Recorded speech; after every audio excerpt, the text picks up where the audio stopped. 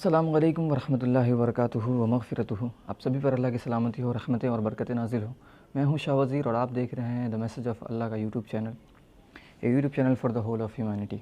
अगर अभी तक आपने सब्सक्राइब नहीं किया है तो जल्द से जल्द इस चैनल को सब्सक्राइब कर लें और वीडियो देखने के बाद वीडियो को शेयर करें ताकि आप भी इस काम में हिस्सा ले सकें जिस काम को मैं करने की कोशिश कर रहा हूँ, यानी कि इस्लाम के मुतालिक जो गलतफ़हमियाँ मुसलमानों या गैर मुसलमानों में जो भी गलतफ़हमियाँ हैं, चाहे वो मुसलमानों के अंदर में हो चाहे ना गैर मुसलमानों के अंदर में हो। और जैसे कि एग्ज़ाम्पल के तौर पे अगर आप सोचेंगे कि मुसलमानों में कौन सी गलतफ़हमियाँ हैं, तो नमाज़ से मुतालिक बहुत सारे लोगों को गलतफ़हमियाँ रहती हैं कि पढ़ने का तरीका जो नबी करीम सल्लल्लाहु अलैहि वसल्लम का है वो उससे मिलता जुलता तरीका नहीं रहता है। लेकिन जब उनको समझाने जाते हैं तो कहते हैं कि हमारे बाप दादा तो इसी तरह से नमाज़ पढ़ते चले आ रहे हैं।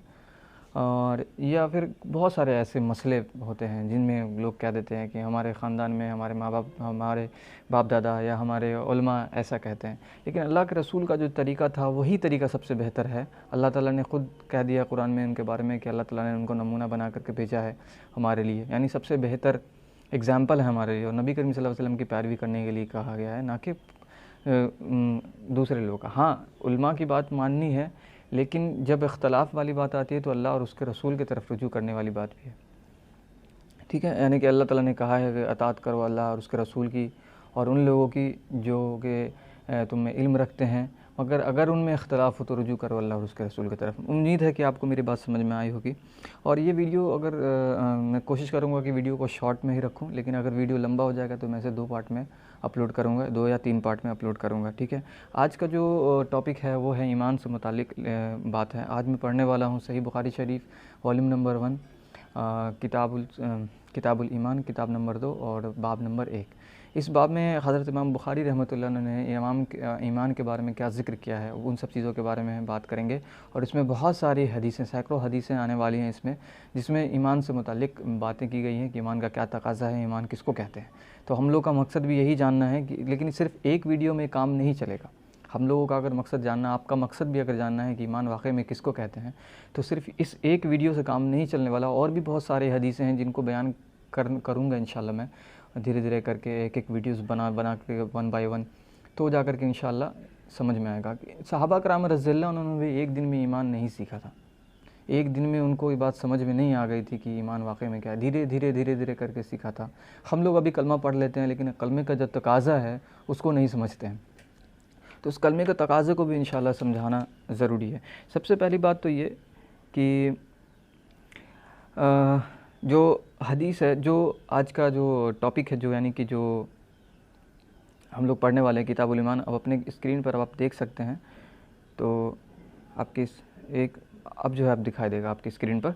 ठीक है, तो ये आप देख सकते हैं जैसा कि ये किताबुल ईमान है, किताब नंबर 2, और इसमें ईमान के बारे में बयान है। किताब ईमान के बयान में, यानी सिर्फ़ ईमान के बारे में, ईमान क्या चीज़ है, किसे कहते हैं, क्या शर्तें होंगी ईमान की। अब हम कह देंगे सिर्फ़ कि हम ईमान लाएँ तो क्या हम ईमान वाले हो गए, ऐसा नहीं होता है। सिर्फ़ कह देने से कोई चीज़ नहीं होती है, अमली तौर पर भी करके दिखाना होता है। इसमें जैसा कि इसमें लिखा हुआ है, आप अरबिक साइड अगर देखेंगे तो यहाँ पे काफ़ी लंबी है, सनद तो इसमें नहीं है जैसे ये, क्योंकि ये बाब बांधा है इमाम बुखारी रहमतुल्लाह अलैह ने, और इसमें ज़िक्र किया है अल्लाह के किताब से और हदीस हदीस से भी ज़िक्र किया है कि कहाँ पर ईमान के बारे में क्या ज़िक्र है, ईमान बढ़ता घटता है, जो भी है उस सब के बारे में ज़िक्र है। तो मैं अगर अरबिक में पढ़ूँगा तो आप कंफ्यूज हो जाएंगे और सुनने के बजाय छोड़ के भाग जाएंगे। तो मैं आपको बोर नहीं करूँगा, मैं इसके ट्रांसलेशन पे चलता हूँ और बात करते हैं, उसके बाद बात करते हैं कि इसमें क्या है। तो पहला बाब जो है इसमें लिखा हुआ है सबसे पहले कि ये बाब जो है किस बारे में है, नबी करीम सल्लल्लाहु अलैहि वसल्लम के इस फरमान की तशरीह से मुतालिक है। यानी कि नबी करीम सल्लल्लाहु अलैहि वसल्लम ने जो फरमाया, क्या फरमाया है, जिसमें आप सल्लल्लाहु अलैहि वसल्लम ने फरमाया कि इस्लाम की बुनियाद 5 चीज़ों पर रखी गई है और ईमान का ताल्लुक़ कौल और फ़अल हर दो से है और वो बढ़ता है और घटता है। देखिए यहाँ पर जो नबी करीम सल्लल्लाहु अलैहि वसल्लम का फरमान कि इस्लाम की बुनियाद 5 चीज़ों पर है। पहले इसको समझते हैं कि वो कौन कौन सी चीज़ें हैं। सबसे पहली चीज़ जो आ जाती है वो कलमा ला इलाहा इल्लल्लाह मुहम्मदुर रसूलुल्लाह, कि नहीं है कोई माबूद सिवाय अल्लाह के और मोहम्मद सल्लल्लाहु अलैहि वसल्लम अल्लाह के रसूल हैं। दूसरी चीज़ आ जाती है नमाज, तीसरी चीज़ आ जाती है रोज़ा, उसके बाद ज़कात है, फिर हज है, अगर अल्लाह ने पैसा दिया है तो हज भी करें। इसमें सबसे पहली चीज़ जो है, जो कि कलमा है, कलमा तो हम लोग पढ़ लेते हैं, कलमा ला इलाहा इल्लल्लाह मुहम्मद रसूलुल्लाह, कि नहीं है कोई माबूद सिवाय अल्लाह के और मोहम्मद सल्लल्लाहु अलैहि वसल्लम अल्लाह के रसूल हैं। क्या इसके तकाज़े को समझते हैं? क्या इसका असल मतलब है क्या है, वो उसको अपनी ज़िंदगी में हम समझते हैं? कहते तो हैं कि हम नहीं है कोई माबूद सिवाय अल्लाह के, लेकिन अक्सर वो बेशतर लोग अगर अभी हम देखें मुसलमानों में, तो गुमराह हैं, वो शिर्क करते हैं अल्लाह के साथ। इससे पहले वाले वीडियो में मैंने शिर्क के बारे में ज़िक्र किया है और एक्सप्लेन किया है, कुरान की आयतों के साथ एक्सप्लेन किया है। आप वो वाले वीडियो जा कर के देखना चाहें तो देख सकते हैं। तो ये जो है, क्या हम लोग जो कहते हैं कलमा, क्या वो सिर्फ कह देना काफ़ी है, या उसके ऊपर अमली तौर पर भी होना ज़रूरी है? जैसे एग्जांपल के तौर पे एक सिंपल सा एग्जांपल लेते हैं। सूरह फातिहा जब हम लोग पढ़ते हैं, जब नमाज़ में खड़े होते हैं, तो पढ़ते हैं कि सूरह फातिहा में एक आयत जो आती है, इय्याका नअबुदु व इय्याका नस्तईन, हम तेरी ही इबादत करते हैं और तुझी से मांगते हैं। लेकिन क्या मुसलमान आजकल करके जो नमाजी भी होते हैं, हम देखेंगे, लेकिन क्या इस तकाज़े को पूरा कर रहे हैं? एक तरफ तो नमाज में खड़े होकर के कहते हैं कि तो हम तेरी ही इबादत करते हैं, अल्लाह ताला से कहते हैं कि हम तेरी ही इबादत करते हैं और तुझी से मांगते हैं। दूसरी तरफ जाके ख़बरों पे सजदा करते हैं और न जाने क्या क्या करते हैं, चढ़ावा चढ़ाना। तो क्या बताइए, क्या ये दोनों बातें कहने और करने में है बिल्कुल वैसा? नहीं है। दूसरी बात, हम जब कलमे का जो दूसरा हिस्सा है, मोहम्मद रसूलुल्लाह, मोहम्मद सल्लल्लाहु अलैहि वसल्लम अल्लाह के रसूल हैं, यानी कि मोहम्मद सल्लल्लाहु अलैहि वसल्लम ही अगर अल्लाह के रसूल हैं, तो हमको उन्हीं की पैरवी करनी चाहिए, उनके अलावा किसी और की बात, मतलब कि अगर अल्लाह के नबी की बात अगर सामने आ जाए, तो उसके अलावा किसी और की बात का कोई वैल्यू नहीं होगी। फिर अल्लाह और उसके रसूल की बात जब आ जाएगी, तो क्या हम इस चीज़ को देखते हैं? अक्सर देखेंगे, जब सपोज़ एग्जांपल के तौर पे मैं आपको ही समझाने की अगर कोशिश करूं कि नमाज़ जो आप पढ़ रहे हैं वो तरीका आपका सही नहीं है, मैं जो बता रहा हूँ हदीस से बता रहा हूँ, ये अल्लाह के नबी की हदीस है, ऐसे ऐसे ऐसे इस तरह से अल्लाह के नबी को देखा गया, सहाबा कराम रज़ियल्लाहु अन्हुम ने देखा कि इस तरह से नबी करीम सल्लल्लाहु अलैहि वसल्लम नमाज़ पढ़ते थे। तो उस वक्त लोग अक्सर कहते हैं कि मेरे जो मौलाना है, मेरे फ़लाँ मौलाना है, या मेरा जो फ़िरका है, मैं देवबंदी, बरेलवी, हनफी या जहाँ से भी आता हूँ, उसमें इस तरह से नमाज़ नहीं पढ़ी जाती है। तो हम लोगों को क्या ये देखना है कि लोग कैसे नमाज़ पढ़ रहे हैं, या किसी ने कह दिया कि इस तरह से नमाज़ पढ़ना है तो सिर्फ वो देखना है?